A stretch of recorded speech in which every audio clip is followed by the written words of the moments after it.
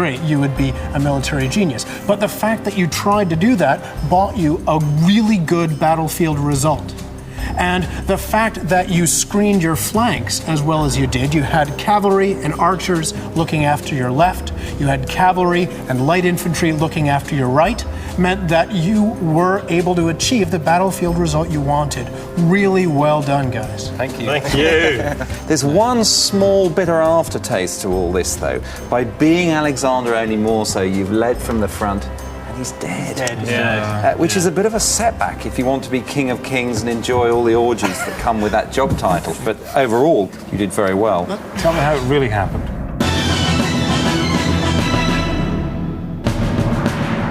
Okay, this is the real Macedonian deployment. Wait. I have so many people. I am so powerful. I am the King of Kings.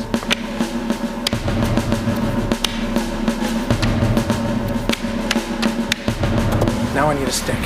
Okay, you've got the Macedonian deployment here. You've got the phalanx, the great pike phalanx, as the great line of infantry. You've got the cavalry secured by flanks. Only because Alexander the Great isn't quite as hard as you guys, he's got his hoplites as a second line, ready to meet unexpected contingencies on the flanks as he advances. But of course, being Alexander the Great and being in command of the great phalanx, he's going to advance. And that's what he does.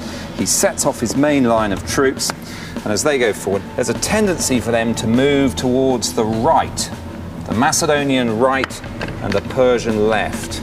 As the Macedonian phalanx makes its way forward, I think I'm going to nip round to this part of the table. Feel free to move, you've got control of the room. They didn't know what they were doing.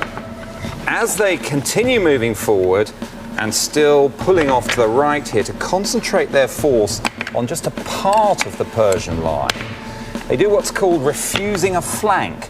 Alexander doesn't want to get this flank attacked by the Persian cavalry, so he brings back some phalanxes and bends the line and puts these men under his trusted lieutenant Parmenio.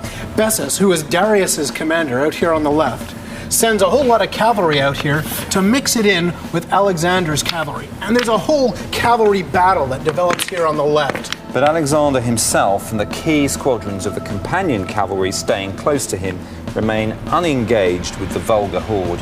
The phalanx keeps coming forward and at a last moment accelerates into the Persian line, and as they go, the companion cavalry is ready to take each of these Persian units in the flank as it's pinned at the front by the Macedonians, and they're absolutely... Oh no, absolutely, it's pretty much exactly what you were doing, except what they succeeded in doing was disengaging each time rather than pursuing and getting stuck in on the next one, clear that one, next one, and they started basically rolling up the Persian line, but the Persians still had one more move left in them. The Persians on the left send people off to try to deal with Alexander's cavalry, but they see that fight over there. They assume that's where they need to be. So the extra cavalry on that side go charging off into the distance. They're never seen again. And off here on the right, Darius's cavalry and some of Darius's light troops, they see an irresistible thing opening. They see that big hole there.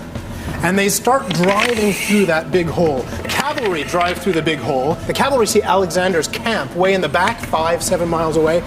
And they go shooting off there and try to rescue Darius's mom and Darius's wife and kids, who are all being held hostage by Alexander. They charge off, maybe they come back, maybe they don't. They're out of the fight. And the rest of Darius's army starts getting in here, except for one guy, Darius. Darius sees everything starting to go wrong, and Darius turns around and leaves the field. The King of Kings is going to live to fight another day. But meanwhile, look at all those guys over there. Right, okay, the hoplites nip off any further exploitation of that gap, and Alexander himself comes around, joins in the final climactic melee and the slaughter of those few Persian troops who've managed to get into that gap in the Macedonian lines. And the battle is concluded. Alexander gets his regime changed. The whole Persian Empire simply fits in, obeys his commands. He's in charge. Inordinate amounts of heavy drinking, celebratory orgy. No biped with a pulse is safe. At the real Battle of Guagemela, Alexander the Great's army won a decisive victory. The Persian Emperor Darius fled the battlefield, only to be hunted down and murdered by one of his own commanders. Alexander was crowned king of all Asia and went on to control over half the known world, an empire stretching from Greece to India. All right. Thank you very much indeed. Thank you. You enjoy yourselves? Yeah, absolutely. Especially the winning bits. We were hoping you'd lose and there'd be tears, but that's television. Hey, so thank you very much. Thank you. Well done, Richard. Hard work.